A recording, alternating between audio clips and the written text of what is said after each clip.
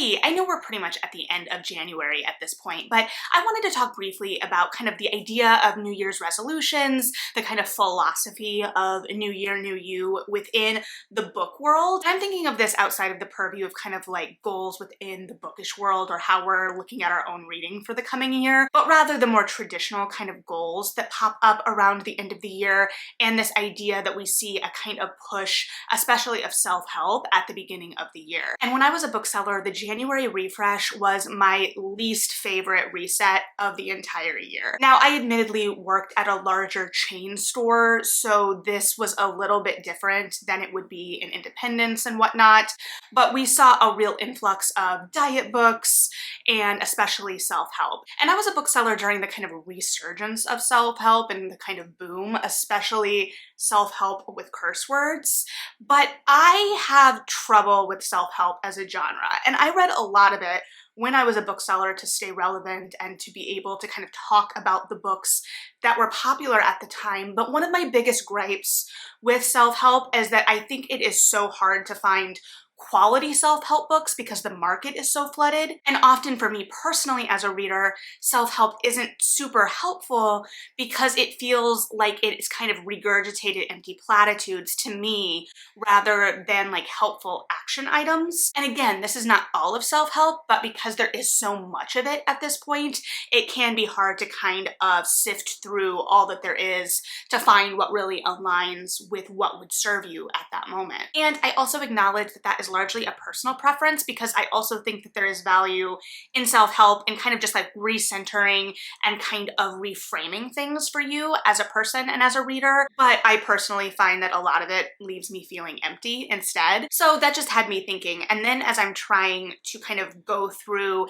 and read some of the books that I own, I happened to pick up How to Do Nothing by Jenny Odell, which has been sitting on my nightstand for a while. I had read like the introduction soon after I bought it at Indie Bookstore Day and then just never revisited it or went back to it because probably a little bit it was a lot different than I was expecting. And part of the reason that I picked this up, especially in January, is that I wanted to kind of pick up something that was going to help me kind of reframe my reality or give me a new point of view, especially in January as we're kind of starting again, starting fresh. So that left me thinking, okay, what are some of the other books that I think would help with that? Not books that I personally consider self-help, but books that kind of like widen the field of view, give a different perspective, and at least gave me something to think about and to take moving forward, whether it gave definitive action items or not. Now, to kind of head off the objection, because I know that one of my biggest critiques of self-help is that I feel like so many of them lack that action item or lack that moving forward and kind of implementing anything or giving anything to implement. But these books aren't classified as self-help, so I feel like just opening questions and giving more perspective is in itself the action item and the help, because they're not selling me a bill of goods that they're going to change something in my life, right? So let's just talk through some of these books that I personally have enjoyed in terms of giving me food for thought, giving me something to dig into. A lot of these would also make excellent book club books, and at least one of them has been a book club book for me. So I think I'm going to save what started all of this until the end because it has inspired a lot of conversation just in my own life. I know this summer a friend of mine posted it in her stories on Instagram, and I was in her direct messages like, how are you liking this book? What are you thinking of it? Tell me all your thoughts. And then last week when I had picked it back up, I posted it to my Instagram story, just, you know, out with a drink because they matched.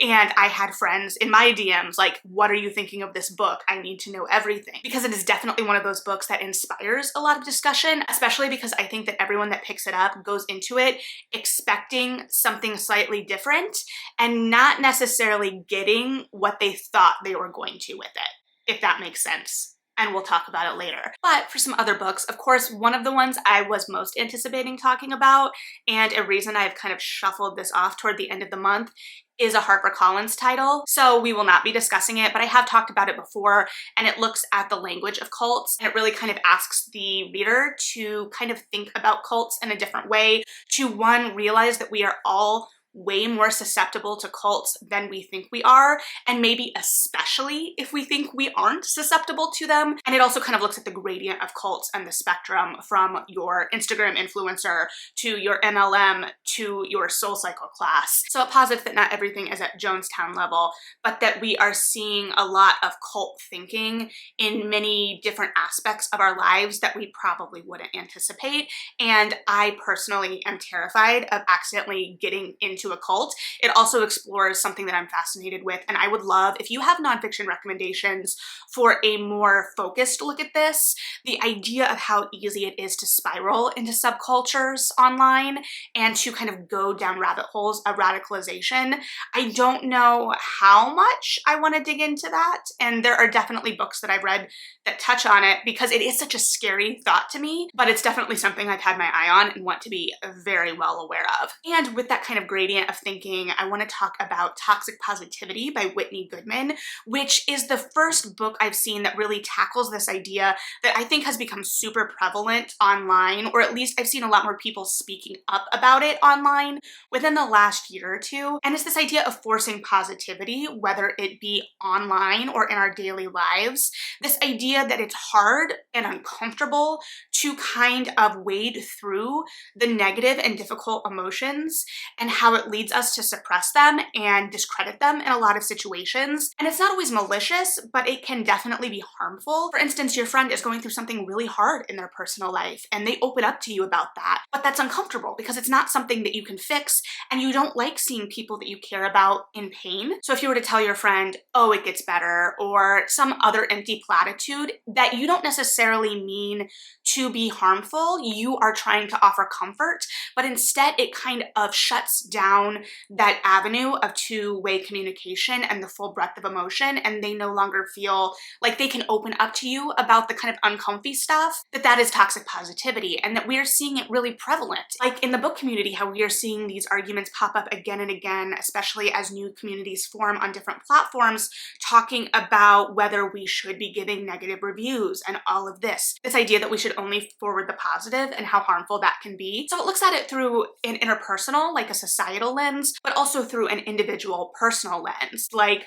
are you discrediting your own emotions? Like, are you pushing those uncomfy, difficult emotions down and trying to look at everything through a glass half full perspective instead of dealing with them? And this is a concept that I've been really fascinated with the last couple of years, especially as the lines of discourse get blurred, this kind of reframing of criticism and critical thought and engagement as bullying. So I think that this book is just the tip of the iceberg in terms of the conversation, but I was so glad to see something published on it, something that we can kind of engage with in that way and look to in these conversations that I think are only going to continue to pop up over the years. And I'm saying this as someone who admittedly doesn't like conflict. I don't like uncomfortable emotions. Who does, really? I mean, I know some people thrive on conflict, don't get me wrong. And I know that the internet is its own kind of feral landscape, but I think that these are important conversations, especially because I think the idea of toxic positivity inhibits growth. And I think that this is explored in both Hood Feminism by Mickey Kendall and White Feminism by Koa Beck. I think that both of these are imperative and approachable looks at intersectional feminism,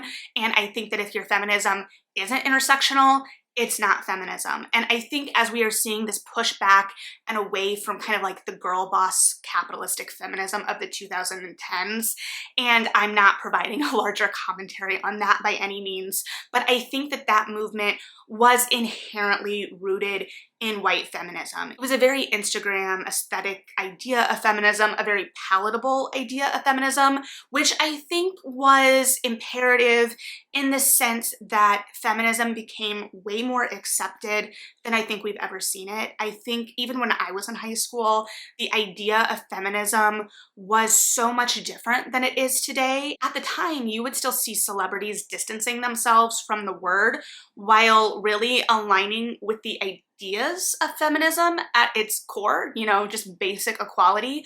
So I think we're going to continue seeing waves, of course. But I think if you consider yourself a feminist and the idea of that isn't broader than what it can do for you personally, then that needs to be reevaluated. And both hood feminism and white feminism, I believe, are aligned more with the Black perspective and experience. So there are still swaths of experience that aren't necessarily fully represented here, but I think that we have to start looking at the broad experience. And white feminism in particular looks at the harm that can be done by this kind of individualistic look and approach to feminism. And so both explore a more community-minded approach while also looking at the realities of different people's situations, and that it is so easy to kind of police optics. But if you don't understand the perspective, if you haven't lived the experience, then that judgment isn't coming from a place of knowledge and can do harm. So I think that both books are imperative at giving a voice to experience, and especially for someone like me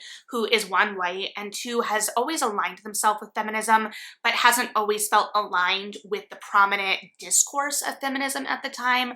I think that it's just things to be aware of. It points out and helps illuminate unconscious bias, or how actions can have consequences in unintended ways, and also how gains can impact different communities differently. So yeah, I think both books are incredible, and I think it also contextualizes the history of feminism, because we kind of have a tendency to gild the history rather than looking at the full picture of it and admitting the faults and weaknesses amidst the strengths. And so I think that that is important, to really take a look at the full picture, because I think that the full picture is so important.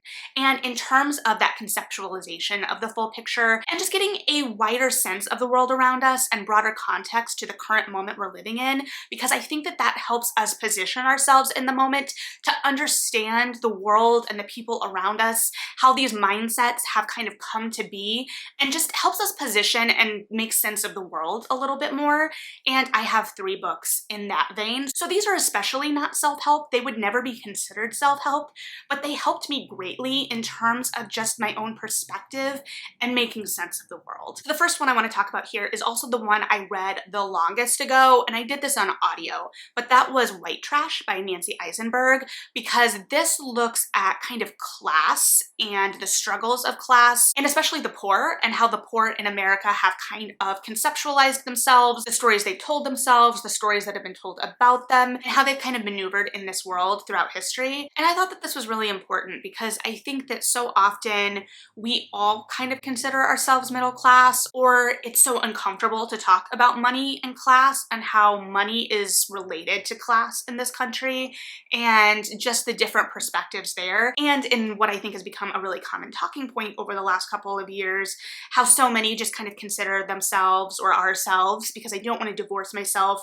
of these mindsets that kind of formed me, even if I didn't actively engage with them, as kind of temporarily embarrassed millionaires. This idea that we all have the capacity to pull ourselves up by our bootstraps, that the American dream is attainable for everyone, that it's this kind of bright, shining beacon, without really engaging with the kind of systems in place and what the reality of a situation is. And I will admit that it wasn't until college that I really looked at and interrogated those ideas. And so this presents a kind of wide swath of the history and the kind of mindsets at play. I don't remember it being a perfect book, but I think it was definitely important. And I think it is a perspective that we so often see kind of buffed out of our histories, because it is about the everyday person, the realities of struggling and living day to day. And personally, those are a lot of the histories that I'm really drawn to. Those kind of looks at society and how people thought about themselves and the world around them and the people around them, and how they navigated within these larger societal structures. I want to learn about that rather than random battles any day. And then also in terms of kind of class, in this case especially race, Cast by Isabel Wilkerson. This won so many awards because this was absolutely phenomenal. I listened to this on audio. I actually probably need to listen to this again. And even as someone who has been trying to put in the work of learning history that has been kind of, like I said, buffed out, sanded down, cast out of the kind of main linear narrative, this book had things that I knew about, obviously, but there were also a lot of things that I didn't know that were really unsettling, and they should have been unsettling. For instance, it talked about how leadership in Germany around World War II took a lot of ideas about a lot of the genocide that they perpetuated. A lot of that inspiration and kind of worldviews were taken from here. And so that is not easy to hear, but it is important to know. And so this book was able to just kind of contextualize things in such an incredible way. It was incredibly visceral. It was incredibly moving. It was incredibly readable. There was just such a humanity to this book, and the full swath of humanity, the good and the atrociously ugly. So I really appreciated this book, and I appreciated the context it provided, as, like I said, I think these three books, especially that I'm talking about here, have just given me a different kind of sociological angle of history, just to look at things through a slightly different view in the viewfinder, and that helps me make sense of where I'm sitting now. And the last one in that series is Fantasyland by Kurt Anderson. I have actually read this twice because my book club read it, and this is looking at kind of the myths of America, the stories we tell ourselves and have told ourselves throughout history, and where they kind of stem from, and what they kind of perpetuate in kind of the national social consciousness, and how that impacts how we go about our day-to-day. And this also kind of moves through history. I think that all of these books kind of give us the lead up to our current moment, which is why they're so helpful in terms of situating ourselves in that moment. So this is looking at the stories we kind of tell ourselves in that linear kind of fashion. Now, I will caution that it does refer to Mormonism and its exploration of Mormonism as Bible fan fiction. So if that will be upsetting to you, maybe skip this one. It also talks in its more modern section about Disney, which is really interesting, and that led to a lot of great discussion in my book club because I have someone in my book club who knows so much about Disney. Like, I think if I had any Disney question, I could ask her and she would know. But I'm not going to turn that into a game because I don't even know enough about Disney to turn it into a game. She wins hands down. I'm going to give it to her. But it was just a really interesting conversation in context. So this one, I can fully attest, made a great book club book. And actually now I'm thinking about recommending the other two for book club, although I've been meaning to recommend the cult one for months now. I don't know. Next month is not a nonfiction month, so we're not going to worry about it. And because I assuredly have not read the full swath of popular nonfiction at any given moment, if you have other recommendations for books that you don't consider self-help but you think are definitely helpful, please leave those below. In the meantime, let's circle back to the book that started it all, How to Do Nothing, Resisting the Attention Economy by Jenny Odell.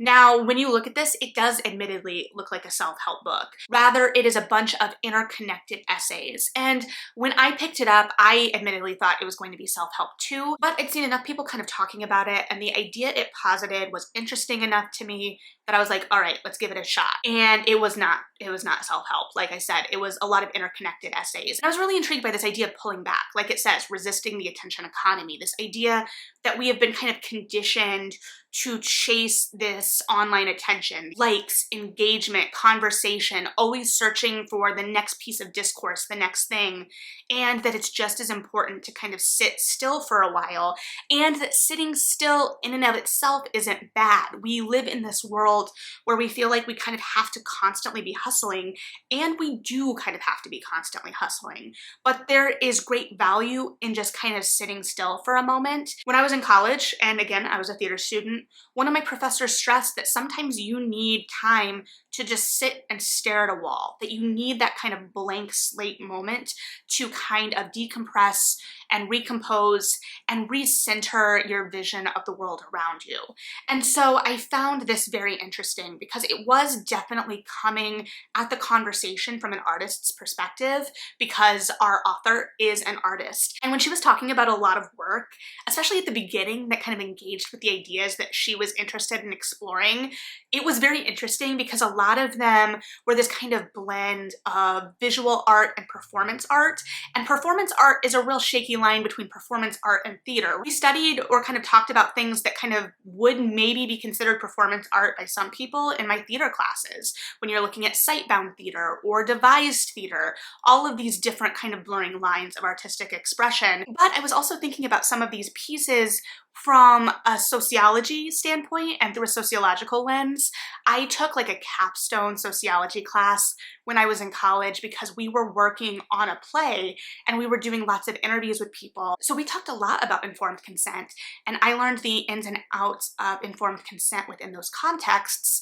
And it's something that I've been thinking about admittedly a lot in this day and age, this idea that you can kind of become a part of someone's content at any given moment, whether you have opted opted into that or not, and the ethics of that. When I was in college, I was also a TCOM major for a long time, dropped it down to a minor, but I spent a lot of time dodging B-roll cameras on college campuses. And the idea of being caught by someone like for a TikTok on the way to class like fills me with dread. And the ethics of this is something fought out in comment sections a lot because yes, public spaces, you are not guaranteed a right to privacy technically, legally, but what are the ethics of posting someone online that is just going about their day-to-day life? I don't want to be thrown up online when I'm just like running to the grocery store and I look a mess and I'm lucky just to be running to the grocery store because I don't want to be doing it. You know, there are gradients to all of this. So to swing back to this, when she's talking about some of these performance art pieces, where the audience is either pulled in a way where they weren't expecting it, or the audience is completely unawares, period, it really made me think about the kind of blurring of those lines. And so I admittedly spent probably more of this book thinking about informed consent in art than was intended. But I also think that that kind of aligns with the fact that this book is a lot more conceptual and philosophical than intended. It is a bunch of essays, and honestly, I think the introduction is the densest this book gets. I read the introduction twice. I read it the first time I picked it up, and when I went back to reread, I went to start at the first part of the book, like chapter 1, and I was like, no, I need to refresh that introduction. I remember nothing. And it's definitely the densest, absolutely. And I think that part of it too is that this book is kind of meandering. It's a kind of philosophical meander, and I don't always agree with all of its philosophical kind of gleanings. For instance, there is a Greek philosopher, and granted, I haven't studied philosophy, period, point blank, that it references as kind of like this folk hero. I personally found that a little bit more privileged and removed from actual commentary or good than it felt like the author thought. I found it a little bit more immature. And again, I haven't studied the whole philosophical context. And I do think that this book attempts to acknowledge all the kind of nuances of this conversation, in that there is a lot of privilege to being able to pull back, and it does acknowledge that privilege. And I do appreciate that it acknowledges things from a lot of different angles, even if it talked about transcendental thought in a way that didn't really interrogate a lot of the privilege of leading transcendentalism thinkers either. But it did make a case for kind of sitting and not fully removing yourself from society, not totally disengaging from social media especially, but to just be more intentional about how you are navigating and engaging with those spaces and prioritizing those spaces. So I don't know, I think the book had a lot of really good ideas, but I think that it was hindered a little bit by the fact that it felt a little bit meandering and decentralized, and it was hard to kind of wade through to a more coherent thought or centralized thought or piece to take with you. And I think that that's okay at the end of the day to kind of instill these thoughts and pose these questions. But I think that the way it's been presented, if you went in looking for self-help, you definitely didn't get it. If you thought you were getting essays, they were essays technically, but they weren't centralized, coherent essays necessarily, but more ponderings, and well-written ponderings, sometimes kind of dense ponderings, but ponderings nonetheless, and well-thought-out thoughts that engaged with a lot of intertextuality across different schools of art and thought and expression. But ultimately, I think as someone who doesn't read a whole lot of philosophy, this felt a lot more philosophical than I thought it was going to be. But without a doubt, it has succeeded in inspiring conversation. So yeah, those are some of the books that I currently think of when thinking about self-help, but not. So I would be very interested to hear your thoughts if one, you've read any of these, or two, if you have any recommendations of your own, because I think that there is something really exciting and revitalizing about the new year, and there's this kind of easy delineation of that inspiration of personal growth, but how we all conceptualize personal growth is gonna look a lot different. So yeah, I guess I would just be interested to hear how you conceptualize personal growth. But thanks for hanging out and listening to my thoughts. Like and subscribe if you feel like it, read something good, and yeah, bye.